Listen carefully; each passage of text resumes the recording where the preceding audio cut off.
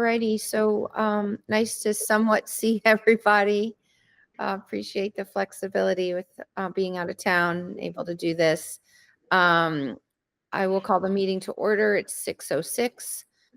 We have our consent agenda that includes the prior minutes from November 19th and a number of first and second read, as well as some informational policies, and then the to be removed class size policy. Are we, and I had one question, Lynn, I'm assuming this is another example when we are removing policies, it's because the state has implemented a policy that supersedes the need for us to have our own. Correct. Class size is now in Act 73. Right. Okay. I figured that was the case. I just wanted to double check. Any questions from the board about the consent agenda? All right, so I'll make a motion then to accept it. We'll do that by roll. Sarah? Aye. Emily? Aye. Akua? Aye. And Mary is an aye. Lynn, any need to reprioritize the flow of the meeting? No, I think it's good. Okay, and there are no executive sessions needed tonight? None. Okay, perfect. And still no visitors for public comment, Courtney? Correct. Okay, great. All right, so then we'll move on to our spotlight with Heather Moore. Just gonna wait for Courtney to get the slides up. Okay, awesome.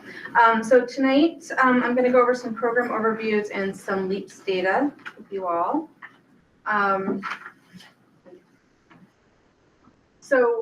Just a kind of a quick overview for folks maybe listening who aren't familiar, but we have 8 LEAPS sites in FNESU, 1 in each of our schools.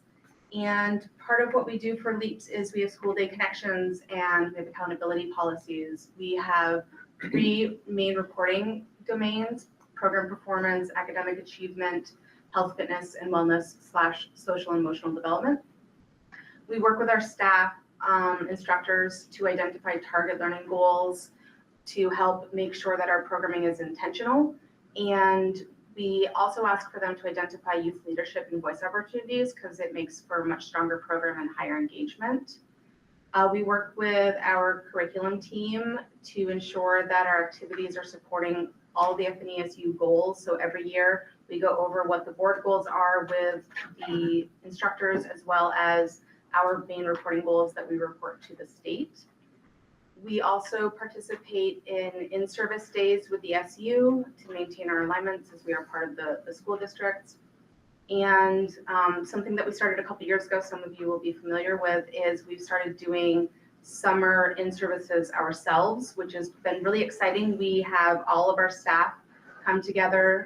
We learn from each other. We talk about school goals. We talk about ways that we can incorporate literacy, mathematics, and science into programming, as well as large group games and structures and formats for our programs to make sure that our programming over the summertime is as robust and exciting as possible for our students. Heather, can you just mention when we run LEAPS programming? Yes. LEAPS has 2 parts to it. We have our after school programming, which is a 2-hour program after school, Monday through Friday. And Tuesdays, we have an extra hour of service because of the early dismissal. And in the summer, we run 5 weeks, Monday through Friday, from 8 a.m. to 3 p.m. Another thing that we do for accountability and making sure that our programs are as robust as possible is we do an annual quality assessment called the PQA, where we have a multi-page document with high quality indicators that we look at to see how our program's doing. And through those indicators, we make 2 goals for each site to see for program improvement. What you're seeing on the screen right there are just an example from the engagement indicators. So just kind of like a high level of leverage, what we are looking for when we're doing some observations. The other domains are safe space, supportive environment, and interactive environment. And so we distill those down after we do our observations. We also include youth in our observations as well, because this is the program designed for them and with them. We sometimes have administrators, sometimes have parents, because we really want it to be stakeholders seeing what our programs are and also having a voice in what we're offering our students. And some of the goals that we come up with in the past couple of years have been ways to improve non-evaluative language so that it supports youth growth mindset, reflection circles or reflection times within our programs that helps youth share their knowledge, reasoning, interests, and goals. We have some of our goals are actually on goal setting with our students in programming. So when we start programming at the beginning of a session on any particular topic, we ask them to set some goals so that they can also reflect themselves on the progress that they're making in our activities.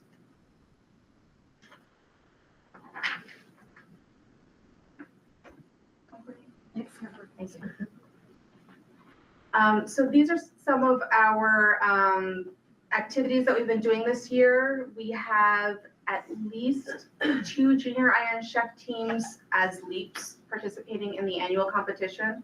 We're hoping to have a 3rd team.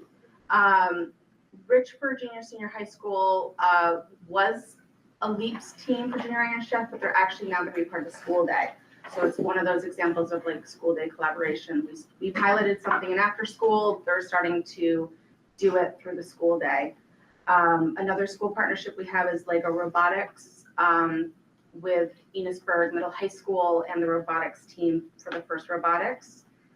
We offer another school partnership we do is the school musical, which we did a musical in the fall at Enosburg. It was Once Upon a Mattress. They're going to be doing another musical in Richford in the spring. And students from both middle high schools can participate in either one or both of the musicals. So there's a transportation method that we've kind of worked out to support youth. So some of the students, we had as many as 7 Richford students come to Enosburg, and I know of a few Enosburg students who are expecting to go to Richford in the spring.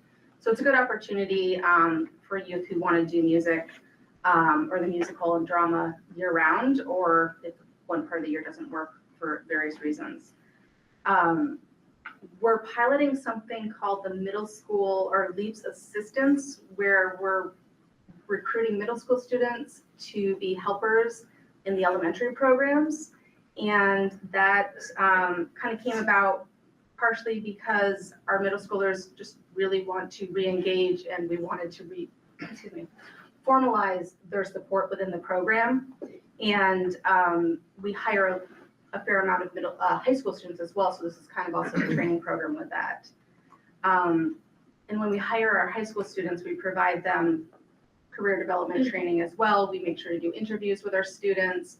We monitor them throughout their work time with us and give them feedback, and we ask for feedback from them as well, because we want this to be a mutually beneficial experience for them, especially since this is, for most of them, their first job opportunity.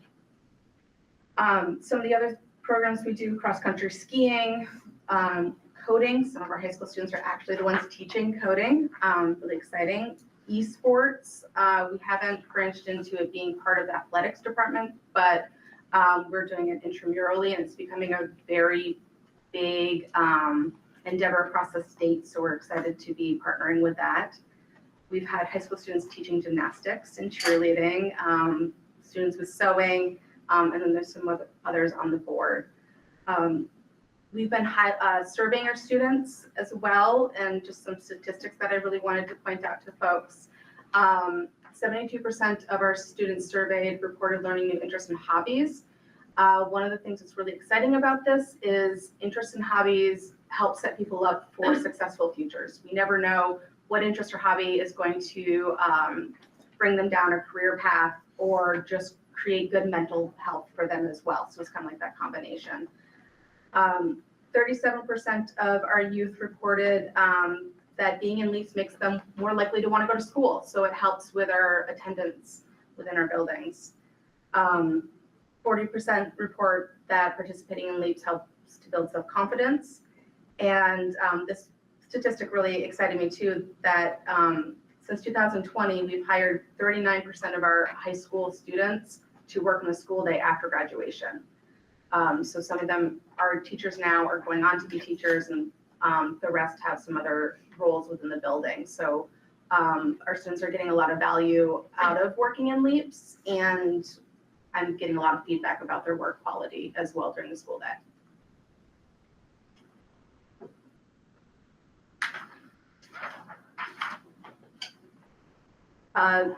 LEAPS is a 21st Century Community Learning Center grant for folks, program for folks who aren't familiar with that. That's a federally funded program.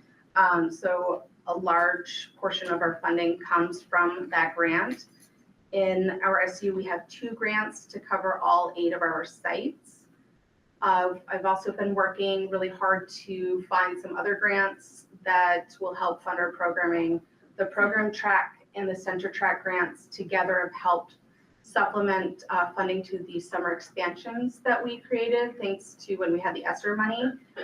Those grants have really helped us to make our programs larger and more vibrant, and we'll talk about some of our enrollment data in another slide or so based on like what we've been able to achieve with our summer programs. With all that we do in our programming, we actually spend less than the state average. That's $1 less per student per hour, and about close to $100 less annually for youth. Just submitted another grant application to help with our teen employment program. We're hoping to make that a little bit more robust, and we'll find out in January whether or not we receive those funds.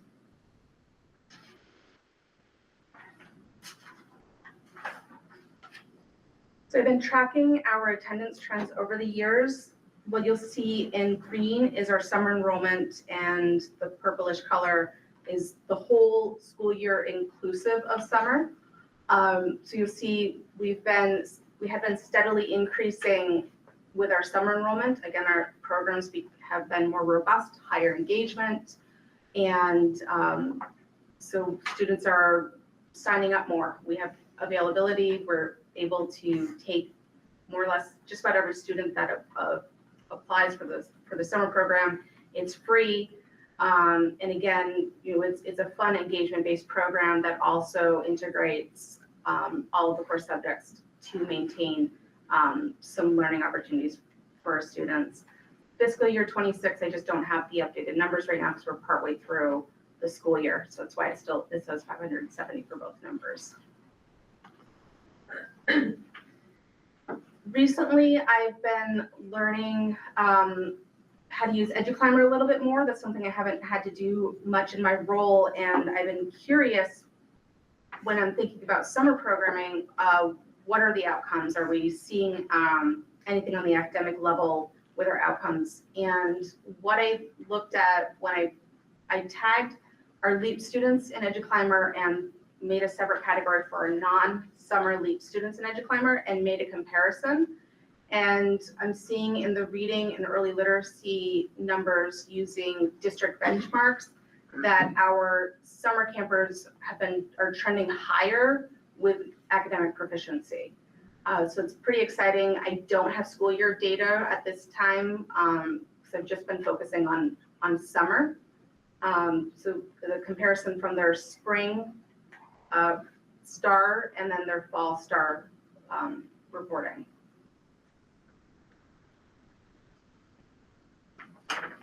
And then I took a look at the math as well, and we're seeing similar trends.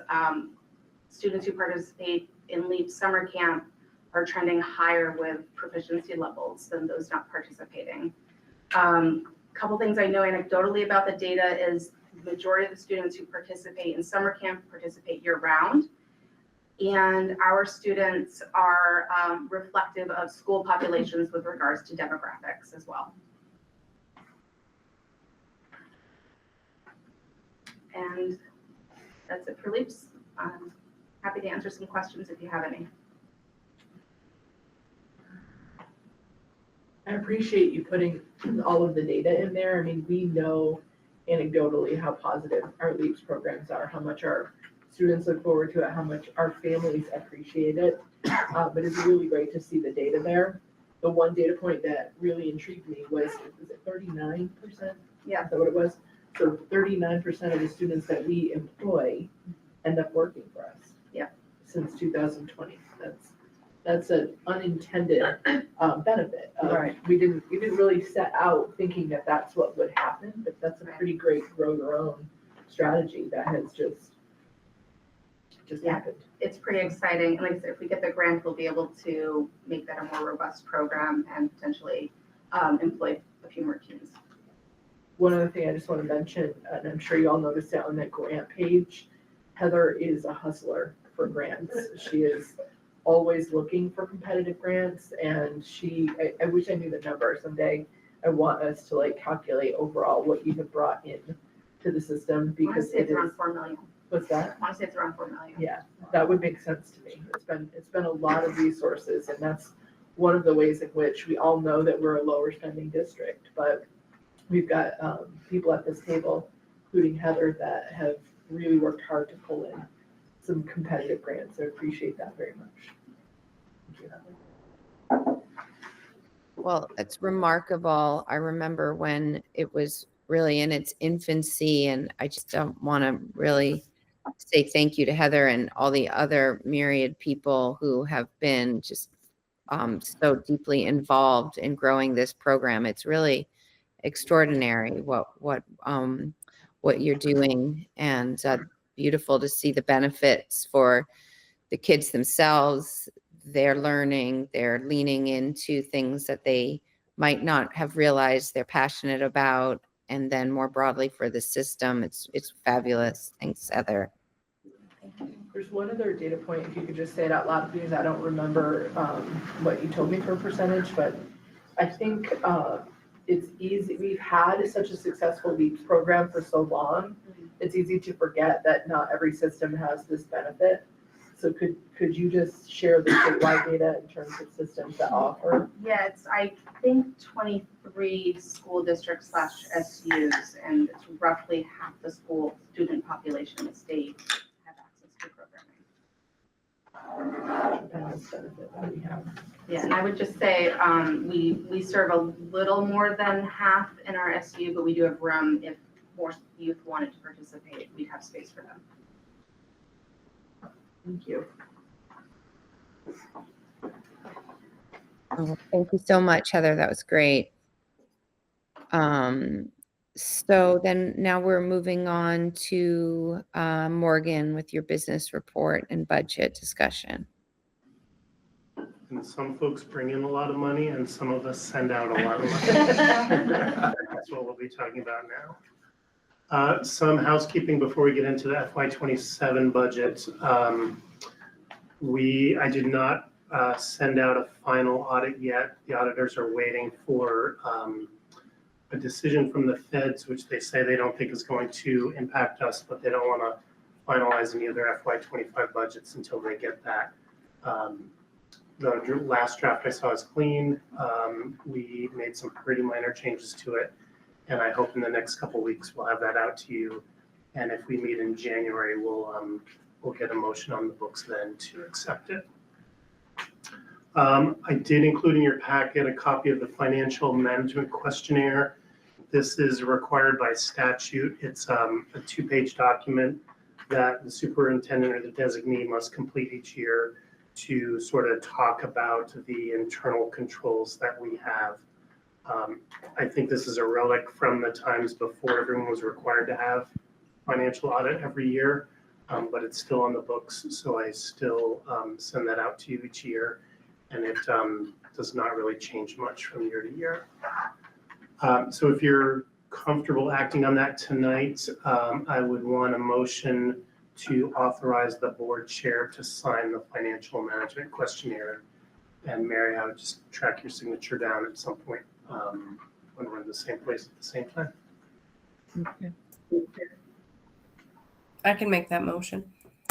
Thanks, Emily. We'll do that by roll. Emily, Aye. Sarah, Aye. Akua, Aye.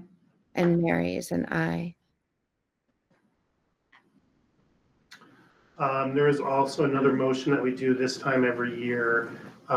Some of the competitive grants and some of the title grants or formula grants that we apply to require a board motion on the books to accept those funds.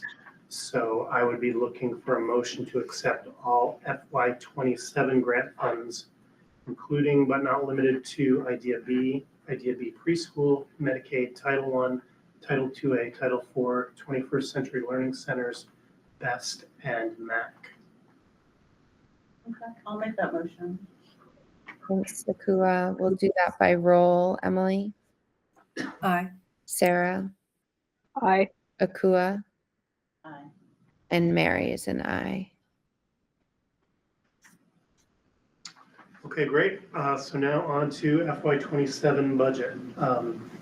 We'll be speeding through a lot of these. I do apologize for the lateness in sending the files out to you. Jamie was in my office at 5 telling me about people changing their health plans. So we were updating it that close to go time. And she's probably had more changes in her inbox since then. We are at your fourth look at the budget, Monday, December 15th. Hopeful that we can finalize this tonight. If not, I just need to take a quick look at a calendar and make sure that you can finalize it before the two local boards are going to finalize theirs, because your assessment is a big part of their budget. We've covered board goals in the past. We've covered enrollment for both districts in the past. This budget consideration page that is in there is really kind of for your information. We don't tend to put this in this format to voters. Current draft of this budget is up 2.3 FTEs. The movement since you last saw it is around special ed and early ed special ed. Health insurance, we're now looking at about a $271,000 increase in premiums alone, budget to budget. I've not changed the figure of $817,000 for use of the unreserved fund balance. We can talk about that a little bit later. And I just added to this that the amount that we are assessing to districts to support this budget is actually down from FY26 almost by $200,000. You've seen these staffing changes before. Again, just to recap, central office, it's a reduction in time for your early ed director and then moving a coaching position from the ER budget. So not a new position to FNESU globally, but somebody who has actually been doing work this year in NMV schools, where originally either we had envisioned or I had understood that it was just going to be the two high schools. So trying to recognize that. We've cut 2 days a week from the second EML teacher that we haven't been able to hire. It's likely that we won't be able to hire somebody at 1 day a week, but if that's the case, we'll be able to use that money for any contracted services that we need in order to support those kiddos. Again, I had mentioned most of the changes were in special ed. We've had some reductions to teaching positions sort of across the SU, but we have added a early ed special ed teaching position since your last budget. So the overall change is down 1.5 teachers. We talked about the reduction in the BCBAs last month and a slight reduction in occupational therapist. Sort of offset those BCBA changes, we have added a few BTs. Most of them are in the 2 alternative programs and the Idea B grant, which we have used in the past to cover the BTs in those 2 programs, is likely not going to be big enough to cover those increases. So that's pushing out a little bit into the general fund. And then removing a CAT worker that we had in the budget. No changes to food service staffing. And then you have all this, and I think a 4-page document that I emailed. The copy or the first page that's in the slide deck is probably out of date. But I just wanted to have that there in case there were any questions on that report and I needed to point to different columns. So we can take a breather there, and I am happy to try to answer any questions on the current proposed staffing plan for next year.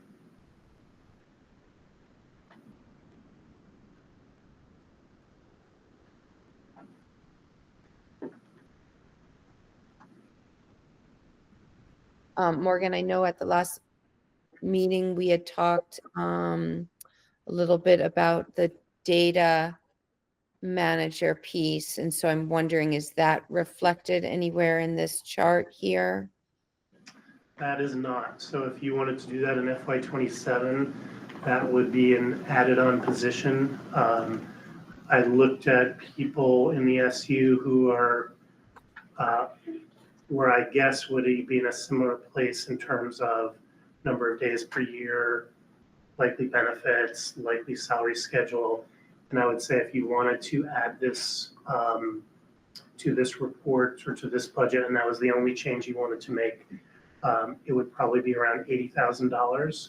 And we could just kind of drop that into the motion. And then I would go back and I would work the FTE report to add them in. And is that $80,000, that's salary and benefits, or that's salary and then benefits on top of that? That would be salary and benefits. Okay.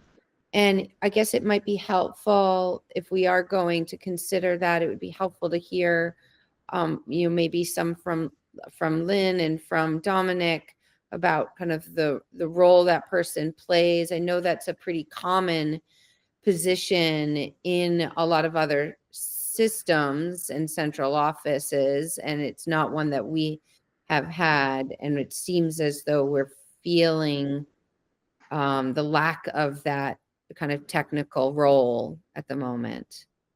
It's interesting because every once in a while themes will come up in my work, and there's definitely this fall been a common theme in our central office about just frustration in how hard it is to pull data.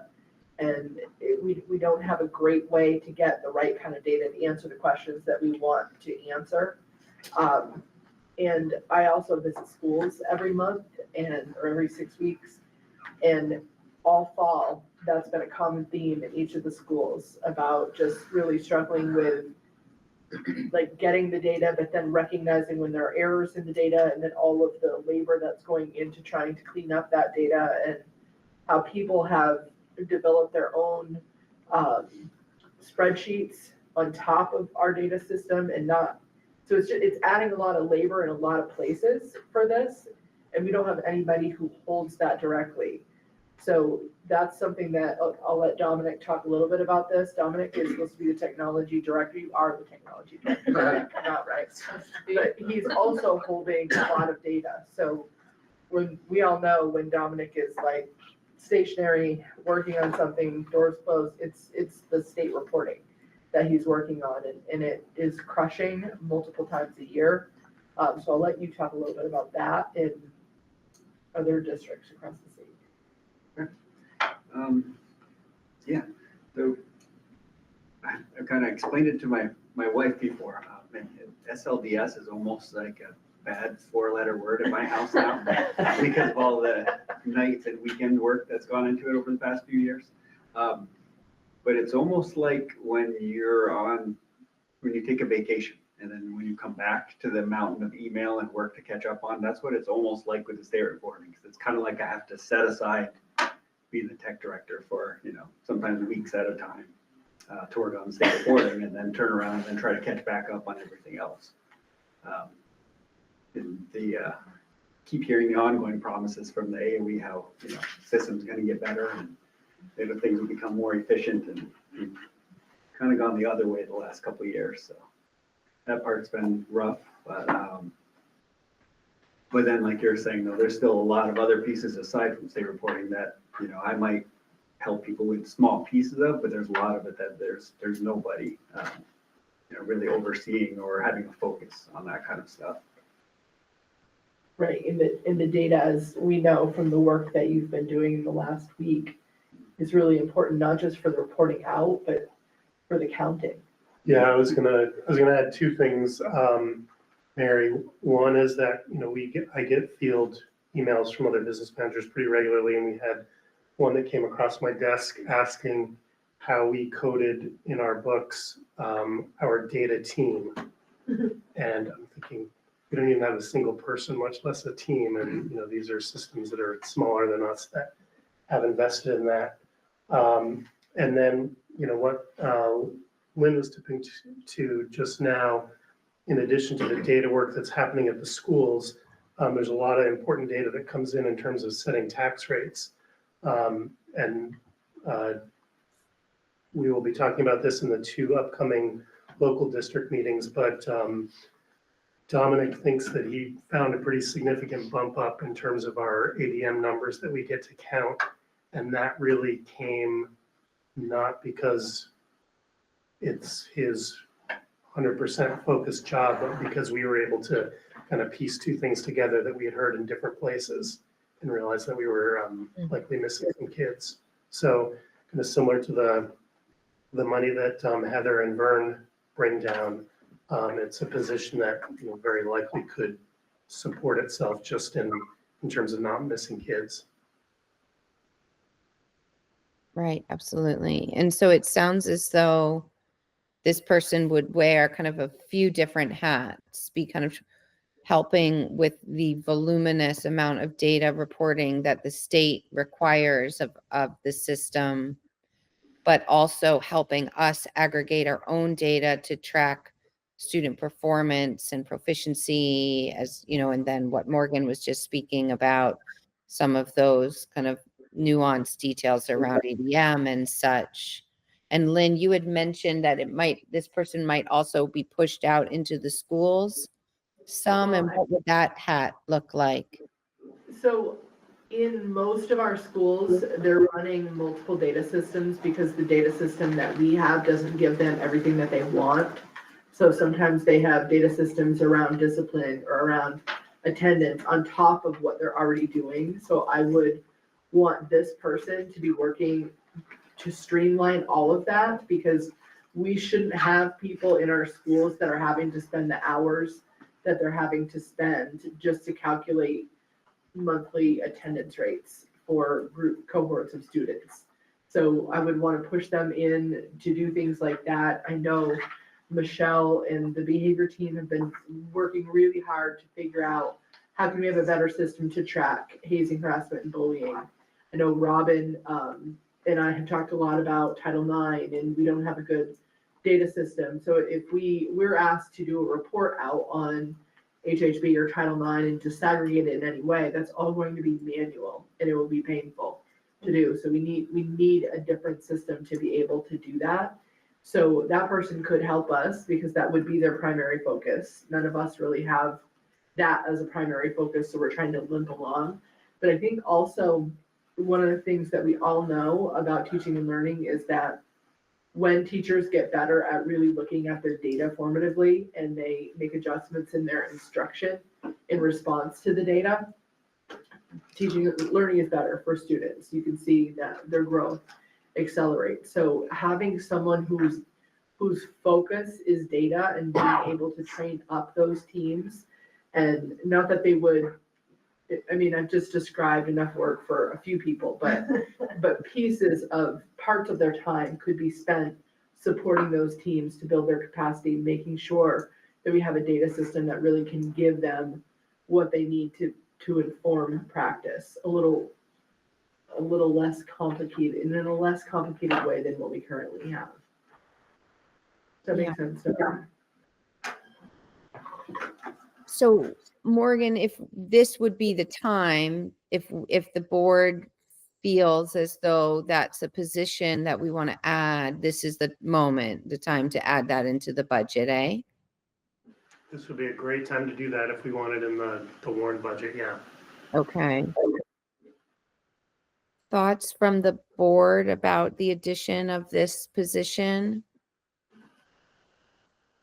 I'm completely supportive. I mean, I think data is key to being able to even tell the story. So as we're talking about Heather and Vern and the folks that are, writing grants, et cetera, if you have the data to back up, what you're looking for resources for, it's also beneficial. I think I just have one question, and maybe Lynn Morgan. I mean, is there any reason why, besides obviously money, right, that we shouldn't do this? I can't think of any Right reason now. we shouldn't do it, yeah. Yeah, okay. Yeah, I'm supportive. I think the only reason, and it's the money piece, and it goes back to like public perception. And that's something, Mary, you and I have had lengthy conversations about this of, we have a complicated governance structure in Vermont, so we're always battling this belief because we're holding so much at our level and pushing it into schools. People really don't understand why we're doing that. We've got the beginning of a visual we hope can tell the story a little bit better, so that the only thing that I could think of would be that idea that public perception gets fed, that's another position at our level. But I hope that we've painted enough of a picture to demonstrate that if we can get better at the data and we can push better data to the schools or systems to the schools so they can get better data, it will free time for them to do their work. And then also the precedents, as Morgan alluded to, right, other systems in the state, it sounds like. I mean, they already have not one resource, but several resources. So this is more of a missing piece versus an enhancement. Yeah, absolutely. I agree with all of that. And especially as we navigate the changes that are coming with regard to Act 73, it's just going to, I mean, we're going to really want to be on top of our data that helps us kind of navigate the shifts and changes that are going to, and it seems like it is an awful lot for Dominic to shoulder on top of all the other rigor and requirements of his position. So I'm in favor of it. And so Morgan, I think that we should make that adjustment to the budget that we're hopefully going to warn by the end of the meeting. Sounds good. I will add that into the motion if we get to the motion. Okay. Great. Any other questions, comments, thoughts specifically on the staffing plan?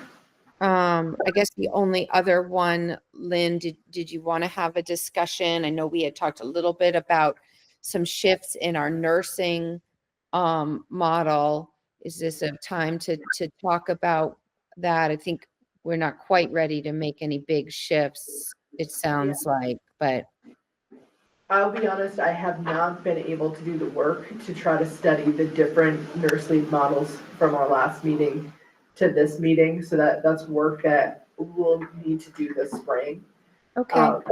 I think that if we were to shift in that direction, I don't think it would be a whole person. It might be something that we hire part-time support to be able to create space for that, depending on what model we move forward with. But that also could be something that we could hold and not put in the budget. And if we ended up going that way and we felt like we needed to, we do have reserve money that you could use from the general fund. We just said that wrong. Reserve money. Right. And we could then see how it, dip a little into that and see if we're finding that an efficacious model for us. And then, this time next year, if it's proving to be successful and needed, then we can add it formally. That makes sense to me. Okay. Sounds great. Okay. Before we move on, one other question, Morgan. In your executive summary, I caught a glance of the health insurance piece, and I may have missed that update. So we went from a single digit to 15% increase. Did I see that right? So the update that I have talked a little bit about kind of the general trends. VHI was a 7.3% increase on the premiums. The 10 to 15% is for the state as a whole. That health insurance 7, 8, 10 years ago, whenever it was, used to be 10% of our spending as a state, and it's now 15% of our spending as a state. Gotcha, okay, thank you. And in terms of, what our actual increase is going to be, it's certainly not helped by the 7% increase, but I think what we're seeing is that the changes in plans are maybe potentially going to be a bigger impact. Thank you. It's something that we predicted when we talked about that one last time with the shift in the people who are getting their premiums on the marketplace. Right, I did learn last week that Blue Cross Blue Shield does not consider the end of a subsidy or the change of a subsidy to be a qualifying condition. So we should know by the end of open enrollment what the damage is for this year in terms of people coming in because of that. Hopefully people are paying attention. Yes. Yeah, it's a difference between them like getting kicked off, like some of them are on like the Medicaid side of it. And if they get a letter that says it's ending, they can come on. But if they just find out something they're currently on and the price changes, that's the difference. But they should have all been notified of that They should right have, now, right? yeah, Like within the last month or I so. would think so.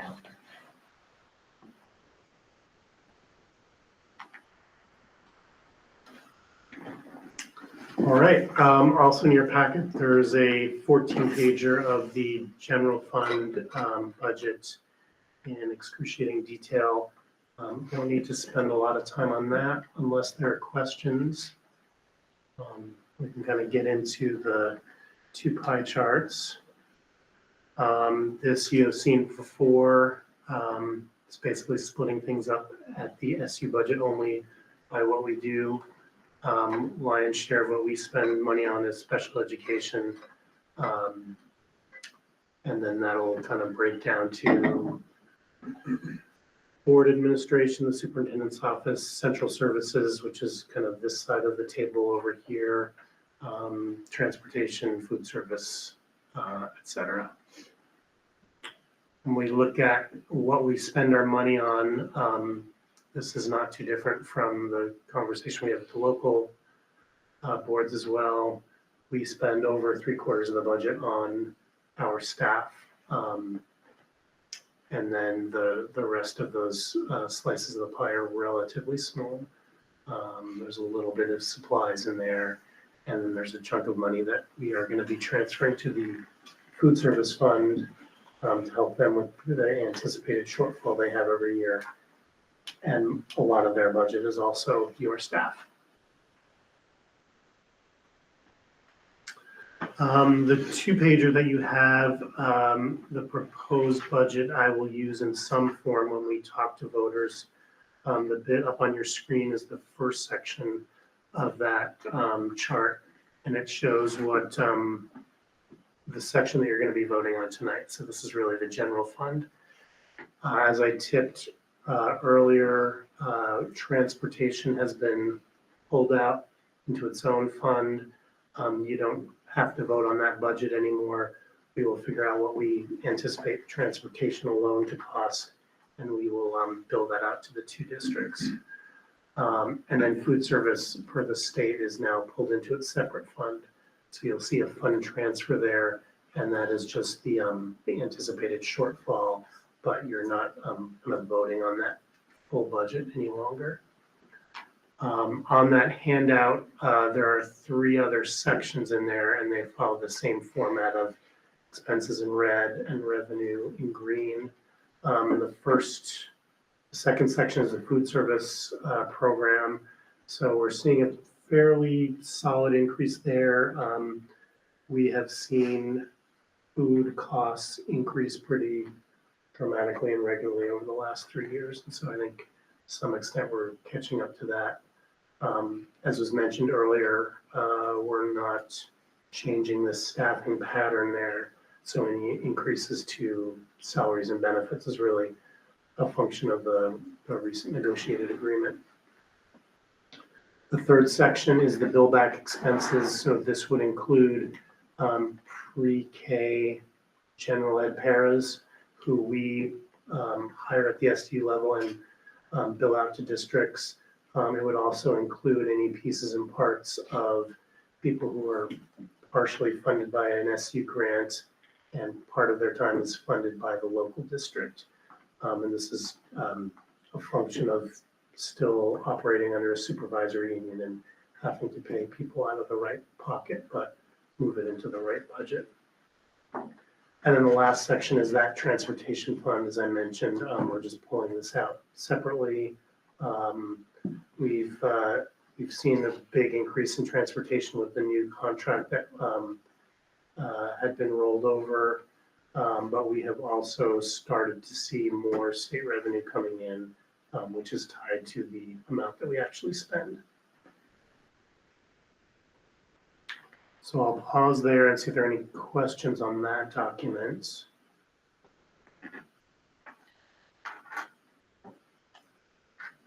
Morgan, I just had a question around the food service piece.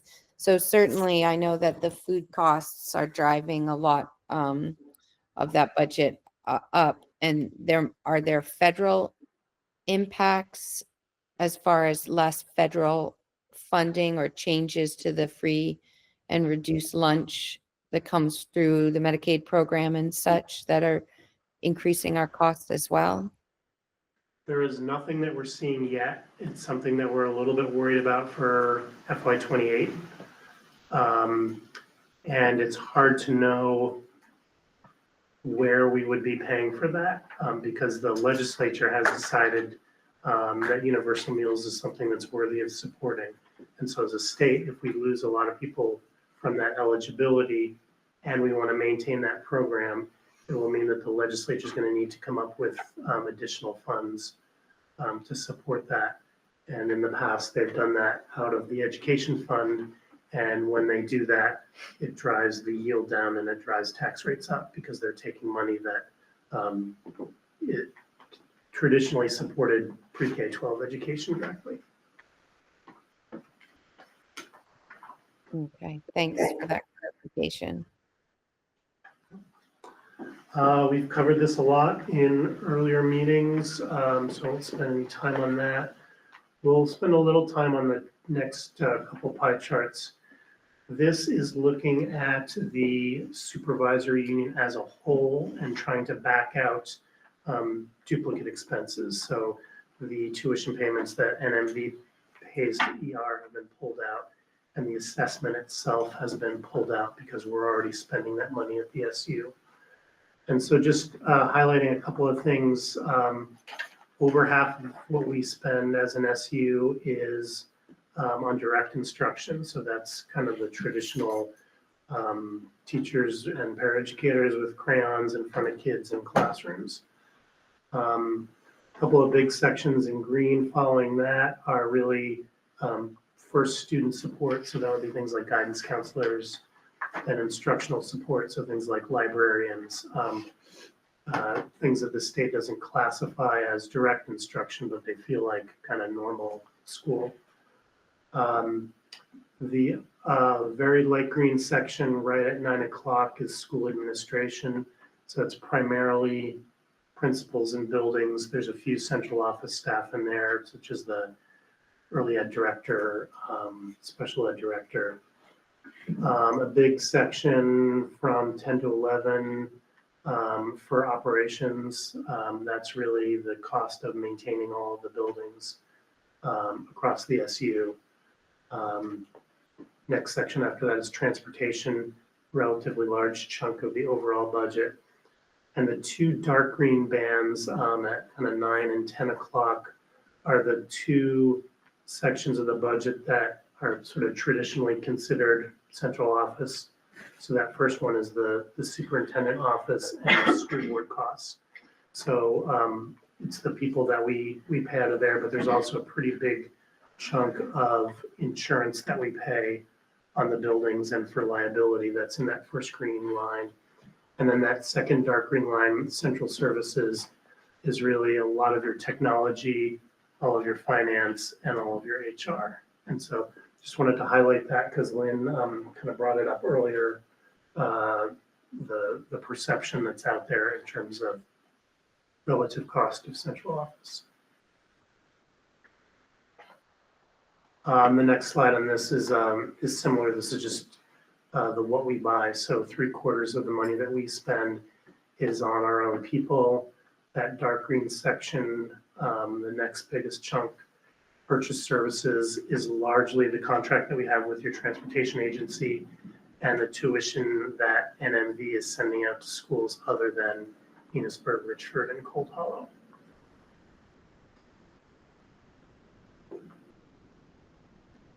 And I think in terms of the slideshow, that's all I've got. Happy to make Courtney move back to anything or go deep on any of the attachments that I sent out earlier.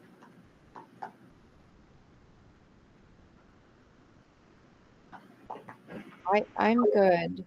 I mean, this is the, third or fourth time that we've been through it. So I feel pretty good about my understanding of it.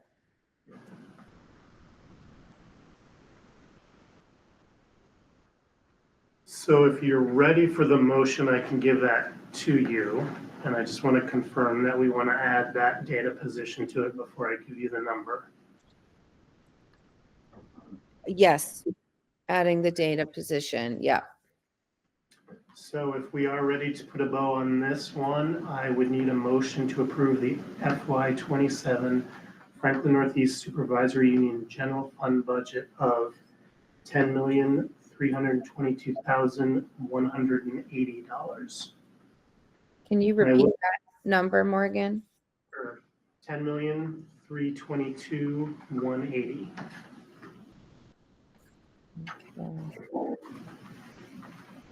And I will say that if something changes dramatically in the next 4 weeks, we can pull you back to amend that. And it would really only be a change on the expense side, because if we decide that something comes through and we're going to get more revenue, that 10 million and change number would stay the same. We would just go in and we would reduce the assessments to the 2 districts. And Morgan, really the most likely big change would be more health insurance movement between now and the end of open enrollment. Right. And so that's another bonus for tying this up tonight, because those numbers probably aren't going to get any better over the next 2 weeks. Well, but we would have to rewarn a different number to reflect any big movements with health insurance. We would, but it would probably, I would probably not bring that to you unless my boss disagreed. As long as we're in the low 5 digits, I would say, we're going to continue to roll the dice. We're going to have some people that don't come back. Right. We tend to hire younger people with a lesser health insurance plan. And so unless we get a lot of people in the next couple of weeks, we would likely leave this in place. Okay. Any more discussion from the board about the budget, where we've landed with that number? Nothing here. I'm good. Okay, so then I'll make a motion to accept the FY27 Franklin Northeast Supervisory Union General Fund budget in the amount of $10,322,180. And we'll do that by roll. Sarah, Aye. Emily, Aye. Akua, Aye. and Mary is an aye. Thanks, Morgan. I know how much goes into all of that. Thank you. And unless you have any other questions, that's all I have for you this evening. Okay, excellent. Thank you so much. So then that brings us to Lynn with the superintendent report. Okay. I will start us off with personnel. So first up is hiring. I would ask the board to make a motion to approve Beth Peliquin, early childhood special educator, and she'll also be doing some coaching in our early MTSS system. We'd like to get her started on January 5th. I'll make that motion. Thank you, Akua. We'll do that by roll. Sarah, Aye. Emily, Aye. Akua, Aye. and Mary's an aye. The rest, I'm just gonna go over the action items, the rest are informational. Resignations, I know Michelle is sad to see this one up here. Katie Thompson, who left us last year at the end of the year, and then Michelle persuaded her to come back one day a week, officially has. I think she's decided the snow is more than she wanted, I'm guessing, so. So Katie has officially retired again. So, I've asked the board to make a motion. Actually, there's two there. The other is Lindsay Palmer. She's been one of our longest serving BCBAs in FNESU. She's gonna finish out the year, but she's gonna resign at the end of the year. So I ask the board to make a motion to approve both of those. I'll make those motions as well, Mary. Thank you. Sarah, Aye. Emily, Aye. Akua, Aye. and Mary is an aye.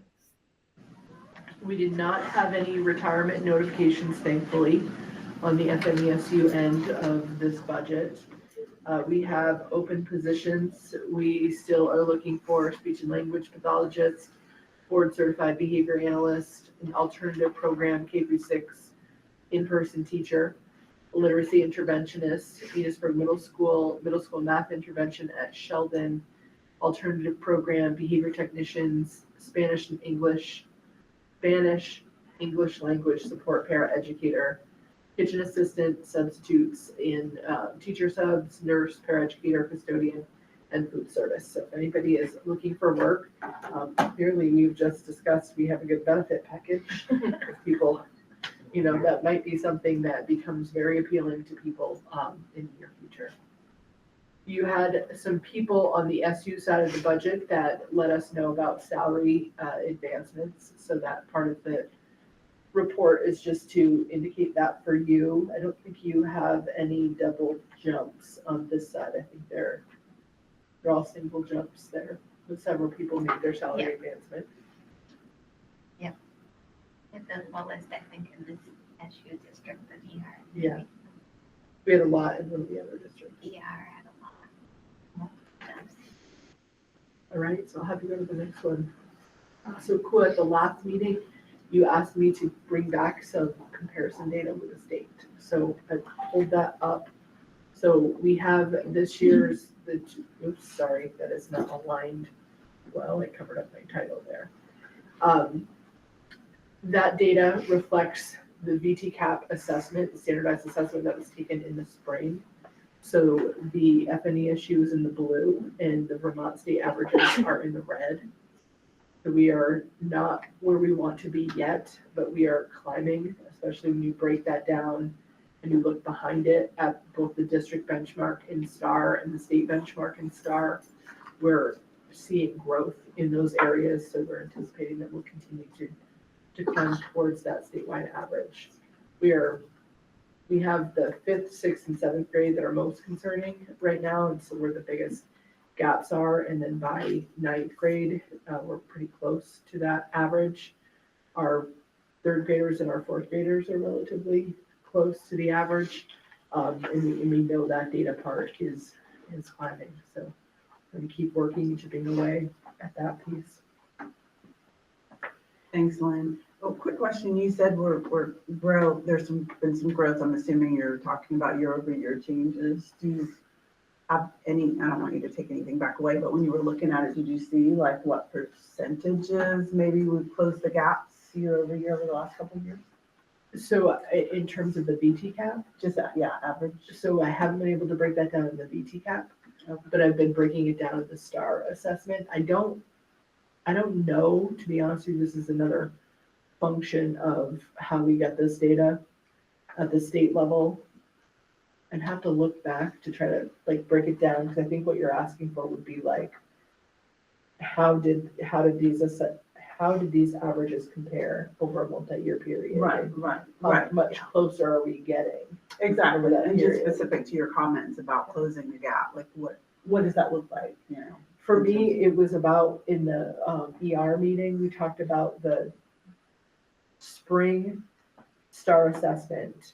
And when we looked at how that compared with the spring VT-CAP, it was not a perfect indicator of proficiency, but there were some strong alignment between the two. So we're seeing the growth rate in the STAR state benchmark, and we're seeing even more of a growth rate in the district benchmark in STAR. So if we play that out, if we keep pushing through the trajectory of that, we're seeing fewer students that are in need of that targeted intervention and more students getting to proficiency. So that kind of, as we're shrinking down the number of students that need that targeted intervention, we can get tighter and tighter there and push them over that line. So there are like many layers of this data that we're trying to unpack to get there. And then you have principals that are looking at cohort data. So they're looking at what did the third graders do last year, and now what did the fourth graders do this year, so that they're tracking that cohort over time too, to see if more of those kids are becoming proficient. Because some of these are not comparing apples. We can look at third grade over the last 3 or 4 years. There's different children. Got it. I mean, And are we gonna be replicating these particular slides year over year? Do you anticipate? yes. Okay. Yes, we can do that. We know how to do that in the system. Hopefully they're better even. Right. So if we could go to the next one, Court. This is math proficiency. And I think we see less of a gap here in math. We're very excited about our third grade data. 9 percentage points higher than the statewide average for math. I think there's been a lot of work done to improve math instruction. There's a lot of work that's been done in literacy. Last year was I should have said this in the previous slide, our first year with the new science of reading based program that we had. And it was a heavy year. There was definitely a gap in where the kids were and where that program is benchmarked much higher. But by the end of the year, kids were kind of catching up. So I think that with multiple years under our belt, we can expect to see even more growth there.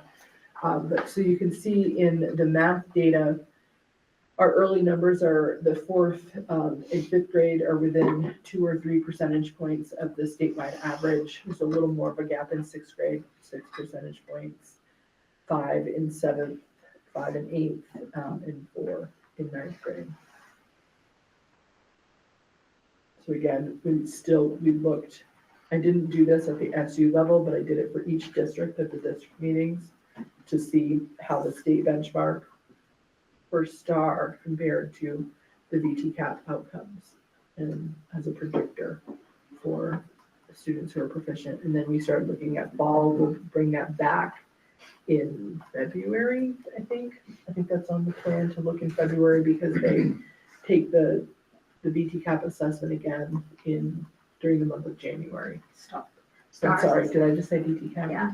The STAR assessment. So we'll be able to look at how the fall data looks this year compared to the spring data. And then at the end of the year, we'll be able to look at where are they ending with the STAR data, and we'll be able to use that we're going to try to use that as a predictor of where our students should end with the VT-CAP data. Any questions about any of the data?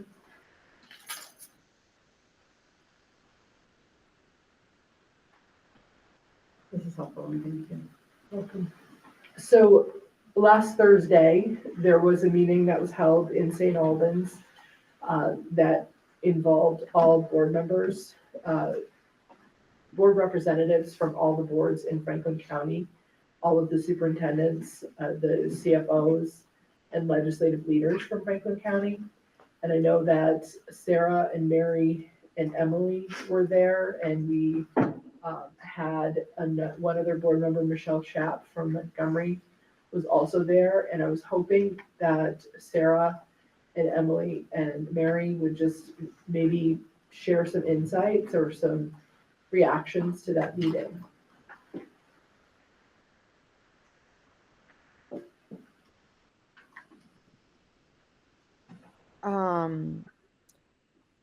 Well, I mean, it was a great turnout, and I appreciated the opportunity to kind of share some of our perspectives with so many of the legislators rather, from across Franklin County. I mean, they all seemed very receptive to what various board people had to share around Act 73 and our current challenges. I think our board folks did a great job, you know, kind of advocating for our system and trying to help them understand the kind of unique challenges of our system within the Act 73 kind of conversation. I mean, I'd say what is discouraging is the kind of level of complexity that a lot of us spoke about, that, you know, we can't see the challenges that we face.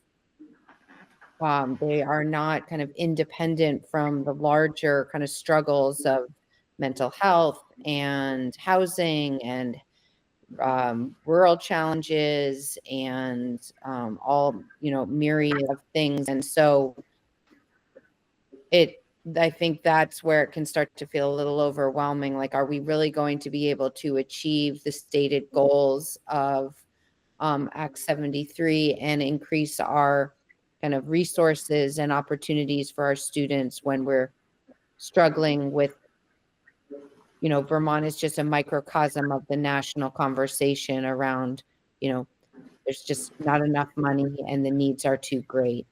And what is that going to look like when we try to implement some of the changes of Act 73? And, you know, the talk about the foundation formula is encouraging, but we know along with that comes potentially some greater tax burden for people who currently feel burdened by their taxes. So, you know, we made the comment that we hope that the state will continue to provide income sensitivity to help offset the tax hit that the foundation formula may enact for us across the system. And, you know, hard conversations around where do independent schools factor into all of this? Where does school choice factor into all of this? Can we really continue to operate all of our small schools? Now, and I'm not just speaking about NMB and ER, I'm saying across the state, that every board and every community wants to see their small school continue for all the reasons that we often laud our wonderful small schools and how important and vital they are in our communities. And yet we have dwindling populations in parts of the state and schools that are much smaller than ones that we operate even. And there are going to be hard questions and some difficult decisions that have to be made around, can we continue to maintain this level of small schools and this many districts, and some of the inherent inefficiencies around certain governance structures such as supervisory unions. So,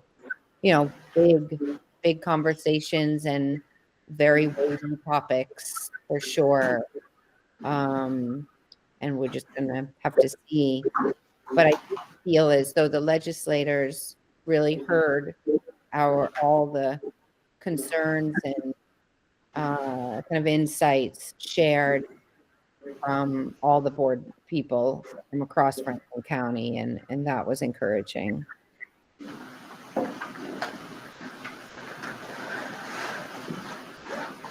Emily or Sarah, anything to add? I agree with Mary. And I also feel like it truly highlighted just within our own county the differences in spending and offerings from school to school. And I also found it interesting that it was not a back and forth conversation. They just sat and listened. So they didn't, it was hard to tell. Yes, there were some of the legislators, I think, that were hearing us and taking what we said into account. But there was no back and forth dialogue. So it was really hard to gauge at the end of the day what they're going to do with the information. I think it was intentionally that way. But I think overall it was a good meeting, good turnout. And Mary did a phenomenal job. So hats off to you, Mary. But she spoke wonderfully. So overall it was good. I will add that you did a great job. You jumped in a few times in there as well. Emily did a fantastic job, and Sarah did a wonderful job as well representing the ER district. And I know no one loves to speak in front of a large group, but you all represented our supervisory union very well. Well, thank you. I was ridiculously nervous. I'm not sure why. I was glad I had my notes prepared because I speak all the time at these meetings, but something about that group and the lawmakers perhaps, but it was a little stressful. If you hadn't have said anything about being nervous, I never would have known, Mary. Well, I appreciate that. I was super nervous, and I'm sure it was pretty obvious. I was super nervous. You did a great job too. That is not an easy task. No, it's not easy. But No. what I took away from it, I think what all of us did, and it's kind of repeating what Mary said, is like it's kind of funny, the bigger schools and our smaller schools and the smaller towns, we're all kind of had all of the same concerns a little bit about how this is all going to go. And I just think that, Mary, you did a great job representing our communities and really, letting everybody know that these schools, like in Montgomery and Richford, and there was representatives from Fletcher, and that these schools are the center of these towns, small towns, and it's not an easy task to try to make decisions like this. And I was really happy that the legislators seemed to be very, forthcoming and asking questions, and just seemed to kind of listen and understand.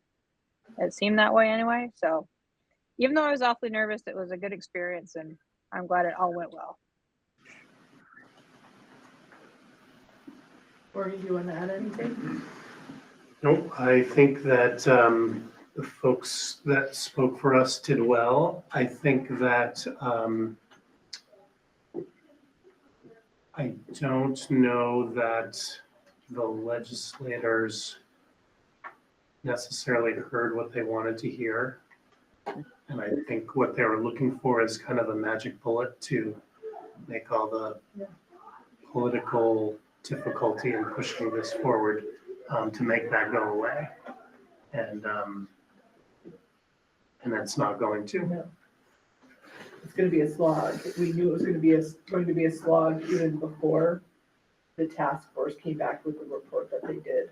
So I think my impression is everyone is trying to figure out now what's the path forward, and if we can't do all the things that are in Act 73, what are the things that might make a difference? And I think that Morgan, you made some good points in the end, and I think there's some difficult things that we all need to ask ourselves. And I think that I took a lot here about opportunities for students. That's what you hired me to do, is to create a system that provides opportunities for students. And it's some days incredibly rewarding, and other days really frustrating when I see how different the resources are across the state. So I also see the frustration of our taxpayers who lash out sometimes. And I know it's out of stress, people are hurting financially. And I know that the one thing that they get to vote on in terms of something that's hurting them financially is the school budget. And So that feels frustrating too, but understandable. And people want to lower those taxes, but we can't do those things and still operate all of the schools and all of the systems like we always have. So no one wants to see changes, and we don't want to see fewer boards. Many people don't want to see fewer boards, fewer systems, and fewer schools. But in order to get those things, we have to give up something somewhere in order to create better opportunities and more affordable rates for our communities. You want to add to that? Okay. Any final words, Mary? I mean, I agree. They're going to be, I think there's going to be pain that is going to be felt across the state, and we're going to have to kind of share some of that with the ultimate goal of hopefully being able to better fund our system and offer more opportunities for our students. I worry a little that the pace of the governor's plan isn't realistic, and so I'm curious to see if they continue, because they continue to kind of push forward at the pace and the proposed timeline, or if maybe the brakes need to be pumped just a bit, because the level of kind of complexity, there's just so many moving parts to this legislation. So yeah, that was, and I've got the sense from some of the lawmakers who also feel a bit kind of befuddled by the kind of pace and, the kind of requirement or kind of the push from the governor. Seems as though, what's that expression that we used a lot, Lynn, when we were in the thick of Act 46 around kind of building the plane while we're flying it. And I am a little concerned that that's, that if it's rushed and not thoughtful, that we're not going to ultimately achieve the overarching kind of goals of the Act 73. Do you have any wonders? Yeah, I think I agree with what both of you said, and I think the biggest concern for me around it is from a legislative perspective, right? We're in the community, and as much as we may think or have a desire for change, a lot of the onus almost lands with the legislators. I think if they take that and say, all right, this is what we're doing, and everybody come on, let's jump on board. It also helps the communities, right? Because these are not easy conversations. And so if we're able to say, this is legislative decision making, and we're just following through with an understanding that, hey, the changes could be beneficial to the community, but it's difficult, right? You went through it with Act 46, so sort of how the community sees change generally, how people see change generally, good, bad, or indifferent. It's just the fact that it's change. And so if you could sort of push it off and say, hey, we didn't make the decision, we're just working towards, what we hope will be better for everybody. I'm hopeful that they're hearing that feedback and understanding the importance statewide to really lead the change. I think the tricky part is there are factions that understand the level of change that's necessary, and others that are advocating very hard to leave it all local. Yeah. And don't change anything. So it'll be an interesting legislative session to watch. Yeah. And I'll keep you posted. We've got another 6 weeks and not even another month, and they'll be back in session. So you can expect that we'll be talking about it at every meeting. I think I have two more things. We have worked with the principals to set up our community budget informational meeting. So Courtney, if you could open that, and board members, you'll have access to this. It wasn't easy to get here. to try to find, we had some principals that wanted the same dates, and what our thinking is that we're trying to get into that last week of January because our plan is to get budget books out. Can you go up a little? They should be going into homes the middle of that January 19th week is what our goal is. So we're hoping to get those books out and then move into those informational meetings. We felt last year that we had more people come out for those sessions than we had combined in a lot of the other years. We had an event and then food and then a budget information meeting, and we had relatively good turnout. So we're going to employ that strategy again this year. So you can see we will be out a lot. We're hoping for less pizza this year. It was a lot of pizza last year. If we can go into February. So those 2 weeks, we'll get to 7 of them in that 2-week period. And we had some conflict schedule wise. So we'll have a week off, a week and a half off there, and we'll start up again on February 19th at Richford Elementary. Is that the formal? No, not yet. The formal one won't be an event. It'll just be what we used to do. That's going to be this week. Week of the 23rd? The week of the 23rd. I just haven't scheduled it yet. Okay. So we have one more that will happen somewhere in Richford. Lynn, I am not here. I'm out of the country the last week of January. Okay. So that's And the Montgomery and Bakersfield ones. I will not be here and able to attend those ones. I think that's okay. I think if we could have a couple, if we divide and conquer these, I think it's okay. Because these are informational meetings. We're gonna work on building slides like we did last year, and have a presentation, present the budget, and then offer opportunities to ask questions. It's helpful if we could get board members if everybody chose 1 or 2 of those meetings to attend, and we had some coverage from board members at each one, that would be helpful.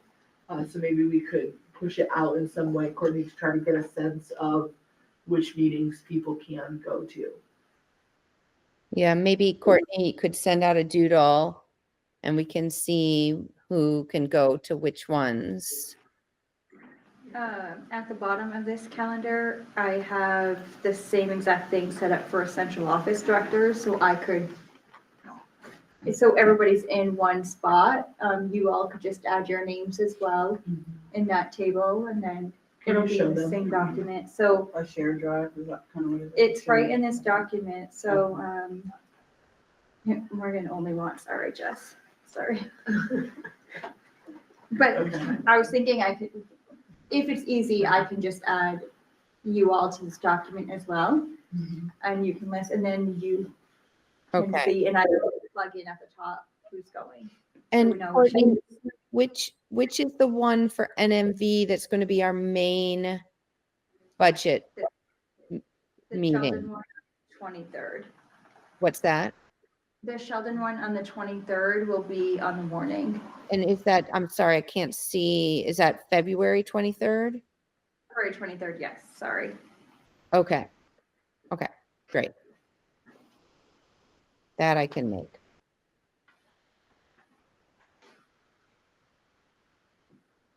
Okay, so look for something from Courtney. And then the last thing I have for you is, I want you to be a thought partner with me. So if you can go to the next slide, Courtney. Sorry. It's always challenging to try to help people to understand the complexity of the supervisory union structure. And are you able to get back to the slideshow? To show that we're 3 separate entities, right? So I'm trying to articulate in some way that, and this is just rudimentary to begin with, but I will give Michelle Irish credit. This was something we drew on the board today and thought maybe this is getting closer. So when we think about The supervisory union at the top, there are people, if you go down, there are people that we deploy into each of those schools to be able to share resources in a more financially efficient way. And there are also services, we didn't put services, but there are services that we push down into that level also. There are also processes that everybody has to do, every school has to do across the system. And where we have been able to, we take those processes off their plates at the school level and push them into the SU level so that we can make more space for principals to be instructional leaders. And that's something that's really important to us because there's so many things that we have to do to be in compliance with state and with federal requirements, that it just would keep principals at their desk most of the time if we were asking them to do it.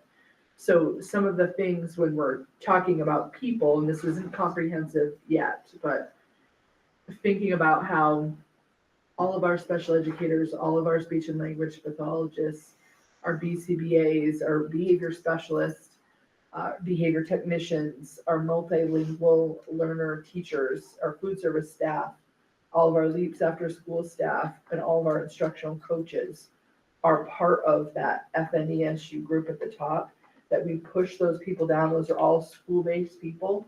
We push those services down and push those people out to support in those buildings. So they're not people that are at our office.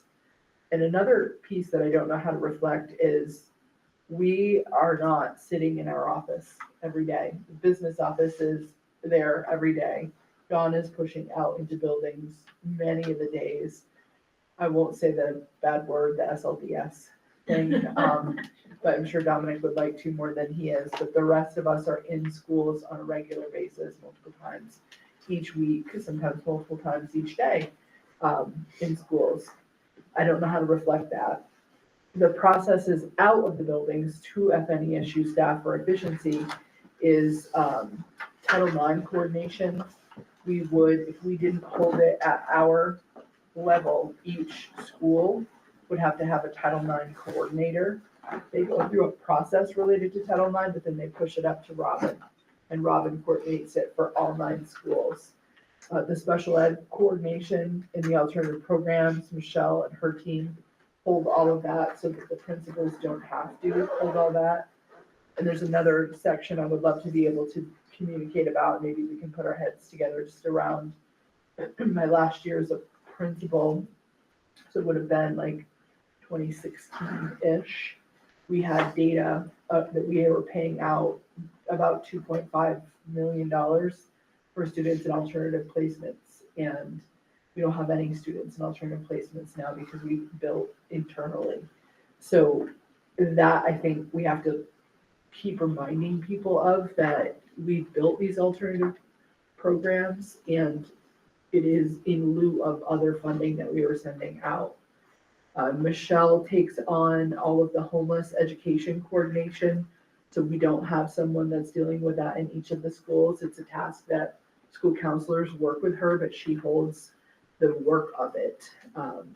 Payroll, accounting, human resources, all held. Food service, the USDA compliance audits, we don't make any of the school level. People have to hold that. They have to give Dawn some stuff, but Dawn holds all of that so that they don't have to.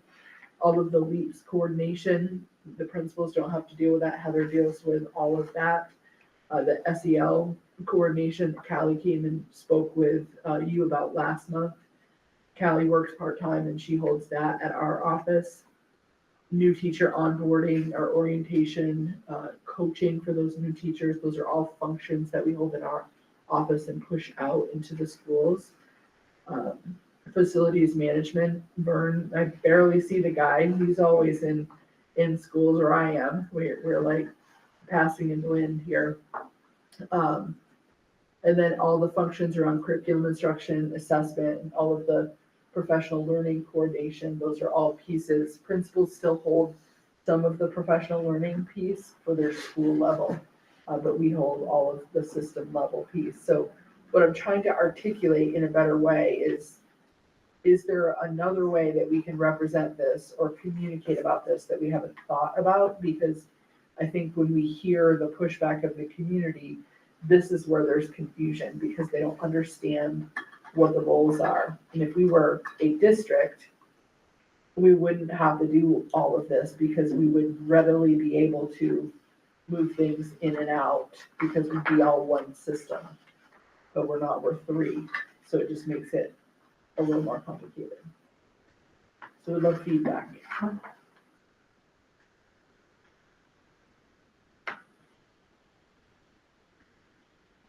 Lynn, I think that's great to hear and see that visual.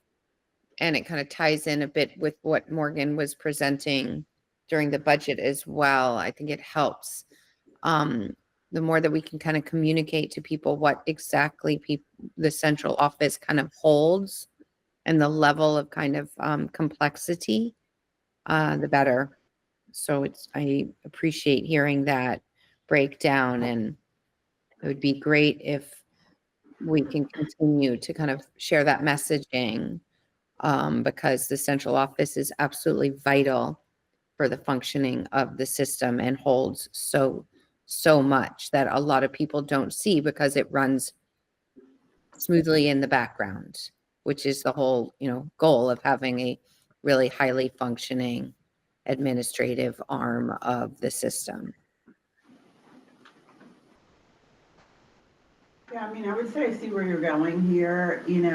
My thought initially went to maybe a different shape for FNESU, a circle that has some overlap with the two districts is something you may want to play with as well, where it kind of tells the story of like folks are actually, same story, right? People are actually going into the two school districts, and there's that overlap kind of makes that clear. So, I mean, this is clear too. I was just thinking of different ways that you could build this. The size of the FNESU, really jumps out to me. And so something to consider, like, if that, That wasn't intentional. right, exactly. So, just thinking about what people might see when they see Yeah. this. I think when you look at the staffing sheet that Morgan gave you tonight, that's pretty telling, right? Right, exactly. Like some of those people never set foot in our office Right, unless they have to come sign something for Jamie. Right? yeah.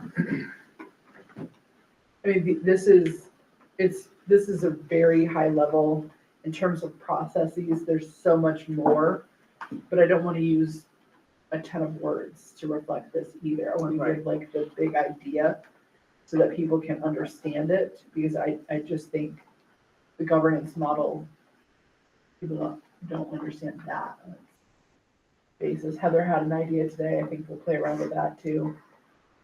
Thinking about leaves, the size of the leaves. Right, like when the principals were holding everything, the leaves would be smaller, right? But as some tasks are being held at central office, they have the same amount of space, but the leaves are bigger, focusing on student direct work and teacher direct work. That's the whole goal. And we haven't reflected that there. Yeah. But like unburdening them of those duplicative things that we can take care of at our level. Mm-hmm. Yeah, I like that. All right. I think that's all I have for you, Mary. Okay, great. Thank you so much, Lynn. All right, so we'll move on then to our central office updates. First with Dominic. So we did finally finished off our 24-25 state reporting, just in time to turn around and hurry up and try to finish off our fall state report for this year. We're pretty much done. We're just doing some tweaks now. We caught some things today that, like Morgan mentioned earlier, that will help us pretty substantially. So we have to wait for things to process overnight. And we may be able to certify and finish that off tomorrow. And that's all I've got. Great, thanks, Dominic. I know what a heavy lift that is. Thank you so much. I can't see whether either Gab or Callie are in the room. I'm here. Gab is here, Callie's not here. Oh, okay. Hi, Gab. How are you? Good, how are you? Want to share some highlights from your report? Sure, I think I'd like to point to some work that we did in section 1, especially Leah.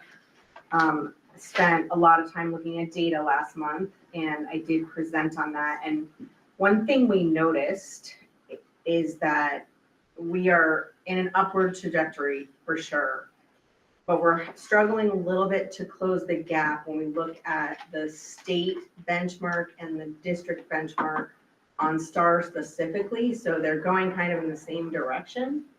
And when we looked at the scores of students and tried to really break that down, one thing that we noticed was that there's a pretty hefty set of students that are pretty close, like they're almost to the cut.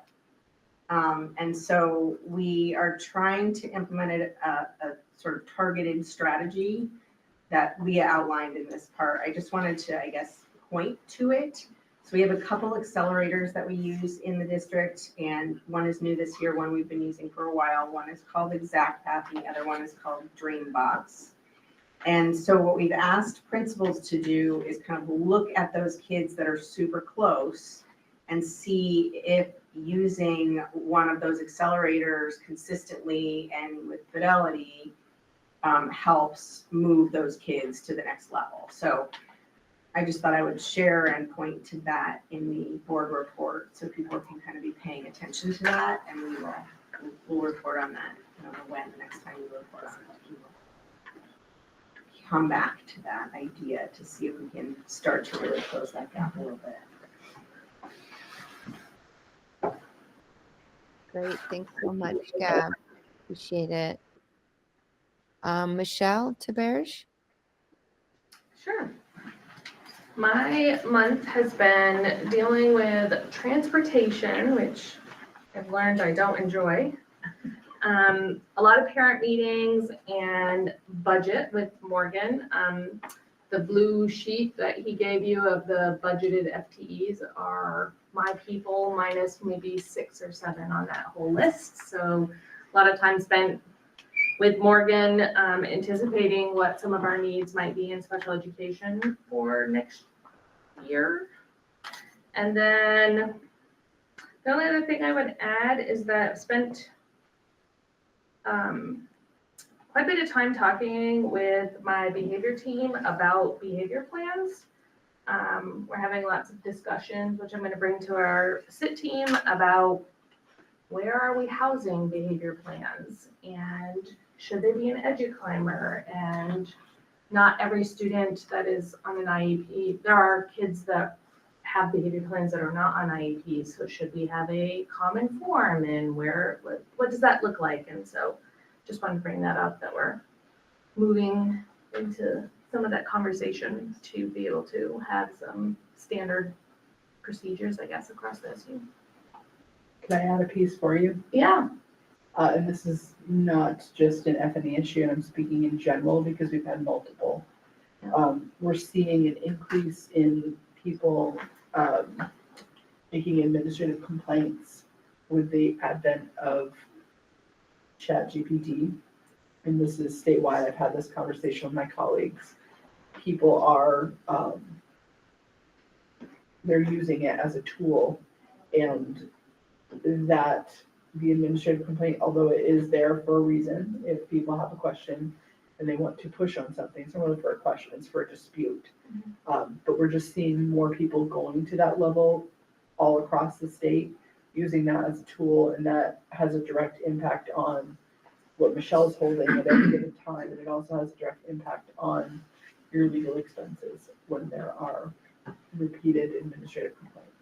So you may see some of those in the bills in the morning.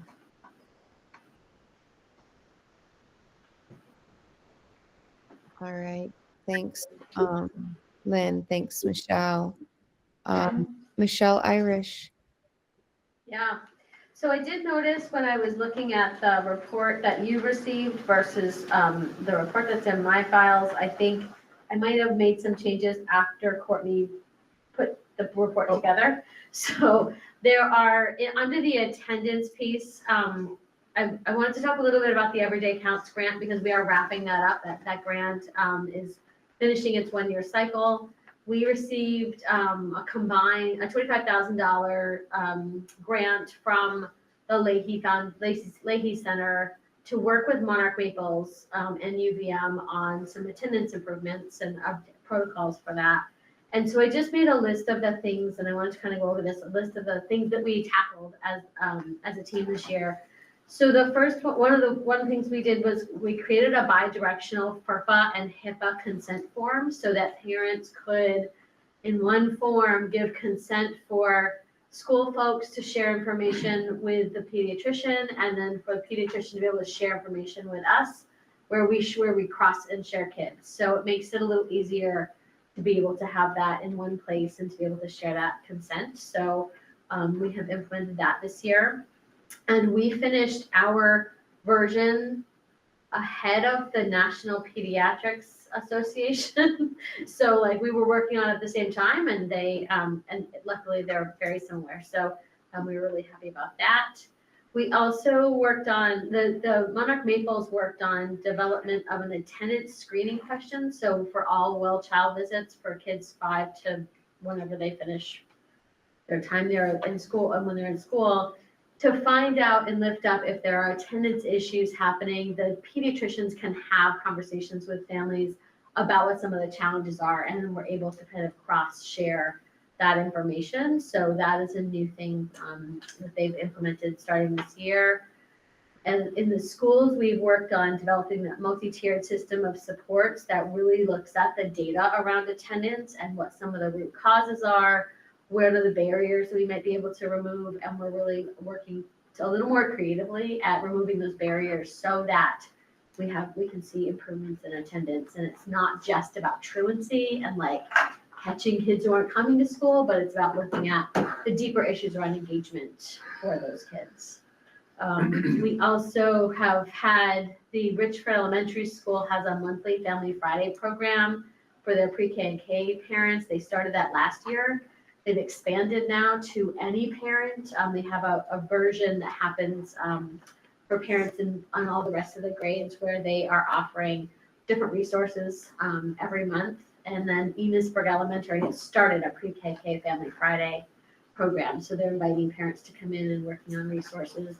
One example is they did some work around sort of bedtime routines or morning routines. So kids were working on building themselves a visual schedule with their parents.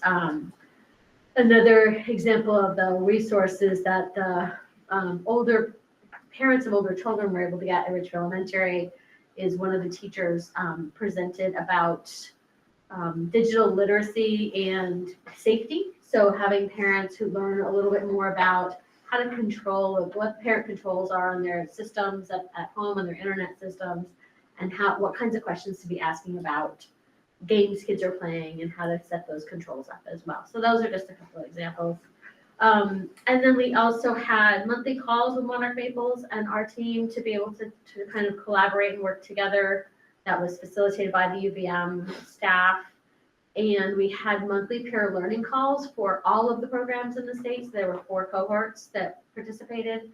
So we had monthly learning calls where we shared things that we were working on and things we did. And then there was a statewide attendance summit in November with a national keynote speaker. State level officials were there and school representatives from across Vermont. So it was a nice way to sort of tie things up.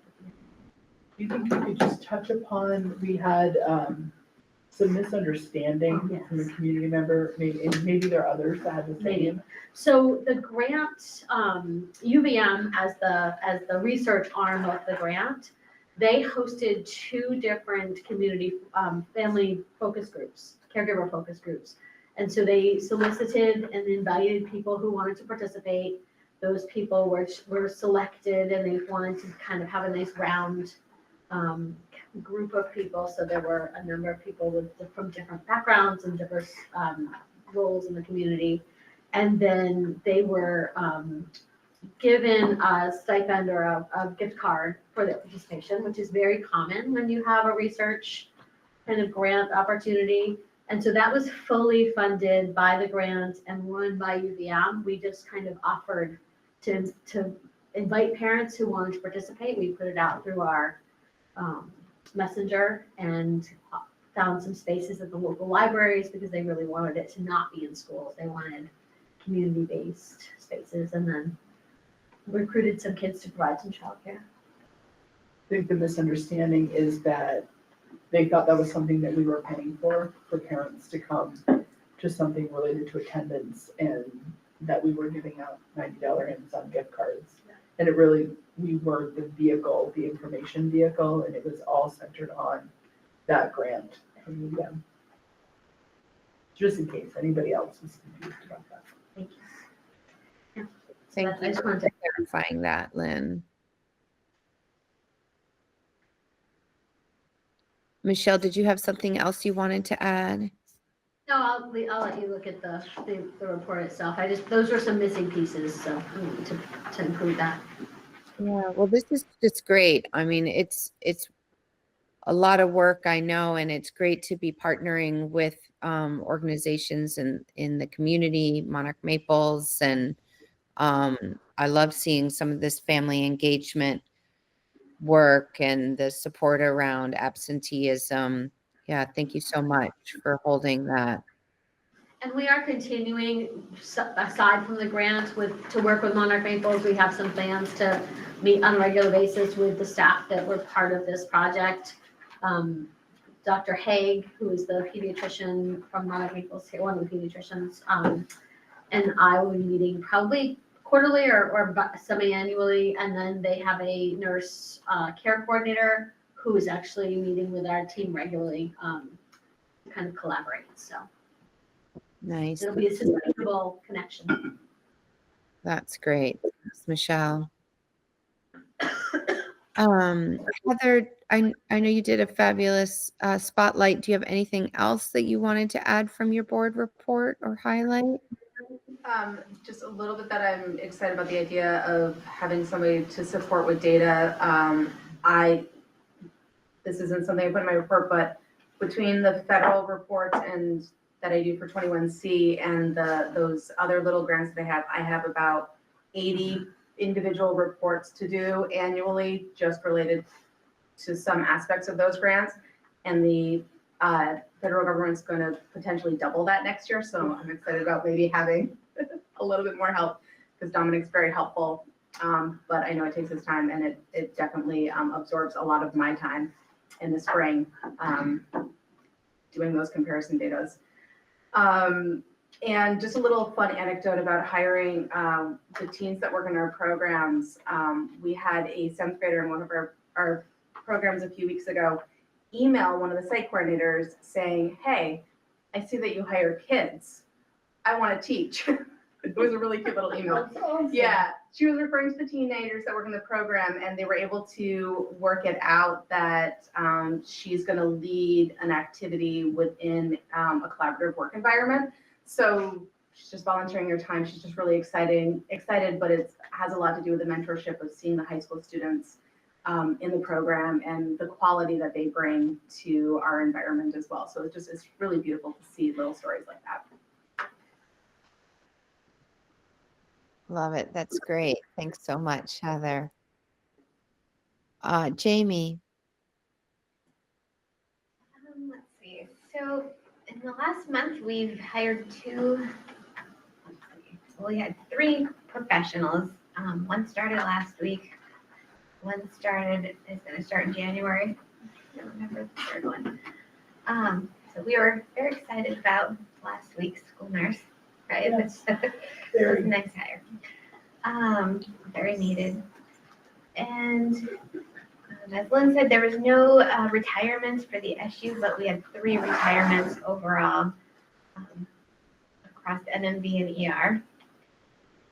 So that's not too many, right? And let's see. And then open enrollment, so that's what mostly I've been kind of weeding through all those forms.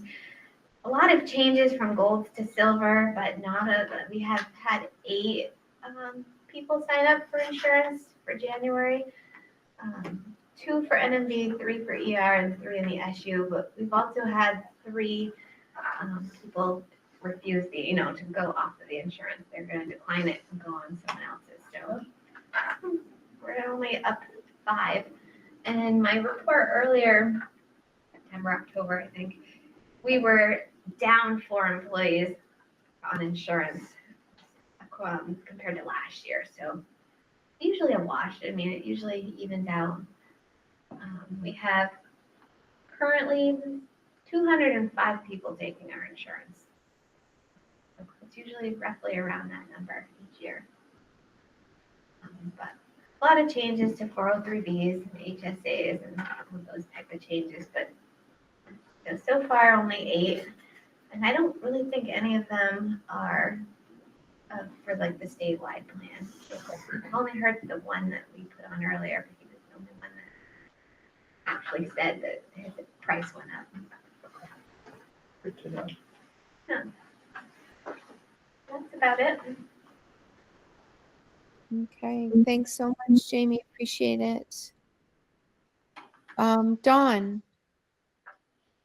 So December 8th was the last completion of our community meal in the schools.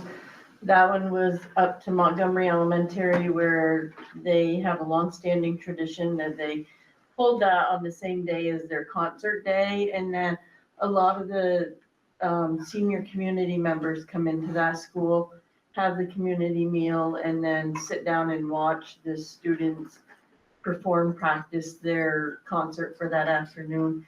It's always taken and got a really good participation rate there.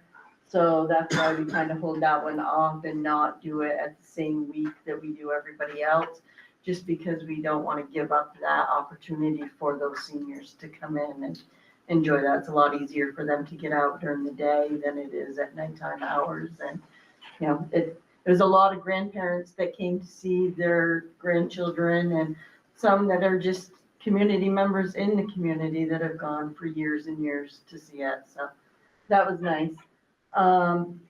We've had 2 weather delays so far this year. That doesn't really make a big difference with the food service staff, just because as long as we are taking USDA federal funds, we have to still serve breakfast and lunch in order to take and claim any of them as reimbursable.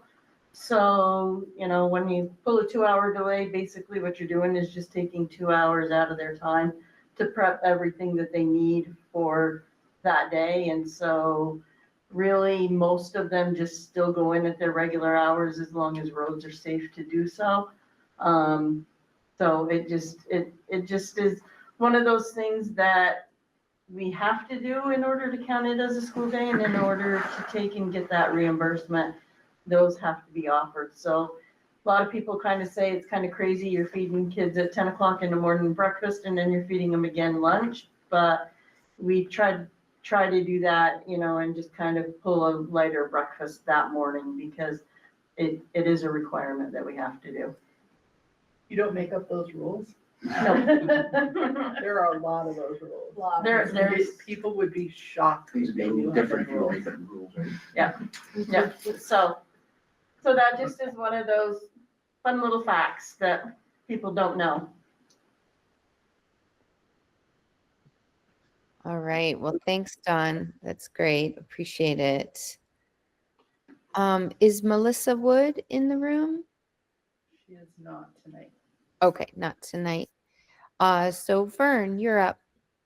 Yeah, got some little straggler projects that we are trying to get worked out. One of them is we're trying to work at getting some backstops in at Sheldon Elementary, trying to get some clarification on what we all own and don't own there. So we're working on that.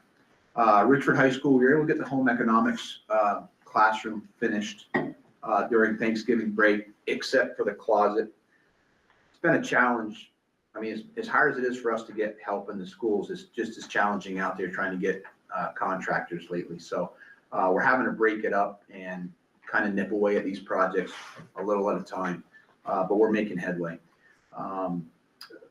Some of these schools are getting, the lifespan of some of these actuators and equipment in these schools is starting to get to its end of life expectancy. So we're trying to, I'm working on that 5-year plan. I've got a pretty good jump on it. I hopefully have it done next week. So to give us a ballpark of where we're going to go and how we're going to get there. Enosburg High School, we're waiting for some answers from the boosters for the snack shack so we can move forward with that. Softball dugout roofs are rotting, so I'm gonna get those fixed. And we're also waiting to send out a pretty large RFP for masonry and roofing work for Enosburg High School. And during this Christmas vacation, part of me wants my guys to take some vacation, but a couple years ago, we kind of decided that every vacation we try to set 3 attainable goals, which basically is something that we can get done in that short period of vacation. And we're working on getting some projects done. One of the ones we've been working on is all these schools have no space for storage. So we're going through some of these sheds that have had this stuff in here forever and looking at what we can utilize at other schools and then pitching out some of this stuff that's been in here forever. So all my guys have done a great job at setting some attainable goals so we can get something done. It's always nice to have the teachers and kids come back from a vacation and hopefully they see something different that we improved in these schools. So it's a challenge, but we'll get there. Thank you, Fern. Thanks so much, Fern. Appreciate it. Okay, so I believe that was everyone, eh? Yes. Okay. And our next regular meeting, it's saying TBD, Courtney. I was thinking it was Tuesday the 19th or 20th? I put that because I thought that there was talk about changing it. So that's why I put it, but I still have it marked down. Yeah, okay. I think we should stick with for now, let's do the Tuesday, because the Wednesday, the 21st, I know we have Montgomery Elementary principal interviews. Right. And I know we're gonna, when we reorganize in April, we're gonna look to going back to, maybe back to Wednesdays Okay. for the I SU think- meeting, but let's I just, think we had that very potentially as a TBD because we didn't know if we would warn this budget tonight. oh, So if we, okay. So do we not even need a January meeting? I think you should still have a January meeting. We'll have a sense by then of what's happening with the legislature. We typically don't meet in February and March. Right. Unless it's needed. Okay, so let's keep it on the, on Tuesday, January 20th for January, for now. Okay. Okay, and anything else from other board members that I might be missing as far as other agenda items or other topics of conversation? I'm good, Mary. Okay, great. Well, I'll make a motion to adjourn. And I hope that everyone has a really lovely holiday season with your friends and your family, and Happy New Year. And we'll see you in 2026.